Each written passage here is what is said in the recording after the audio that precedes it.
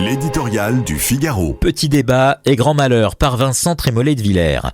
Êtes-vous Mamoudzou ou Po ? Le microcosme dévore depuis lundi sa nouvelle polémique. Distraction médiatique pour oublier un instant la désolation, le deuil, la faim, la soif, la maladie. La présence ou l'absence de François Bayrou devant les caméras ne change absolument rien. À Mayotte, l'État est condamné d'abord à la compassion.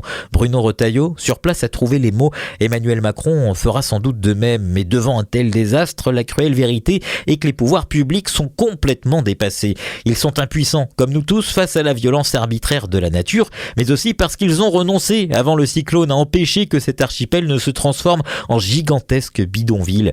Une réalité terrible où tout s'écroule répond au discours généreux de la gauche digicode qui, à des milliers de kilomètres de là, disserte sur les vertus de l'accueil. Une société déjà embolisée par une population impossible à accueillir dignement. Sous la pression migratoire, la population de Mayotte a doublé et encore plus vulnérable les jours de catastrophe. La frontière n'est pas seulement utile à l'autochtone, elle assure à l'étranger l'assurance d'une protection minimale. Quand la frontière s'efface, les Français comme les immigrés sont condamnés au délabrement.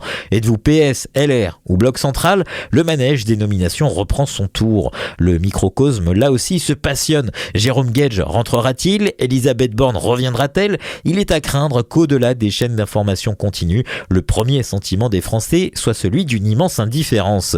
L'année a été pour eux politiquement éprouvante. Ils savent que les temps qui viennent seront économiquement difficiles. Ils vivent au rythme d'une dégradation continue, celle des agences de notation, mais celle aussi de l'école, de la sécurité, de la civilité.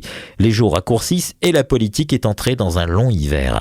Les digressions anesthésiantes du Premier ministre devant les députés accentuent la volonté collective de s'éloigner jusqu'à la fin de l'année des gravités publiques pour retrouver, pour ceux qui le peuvent, les joies privées.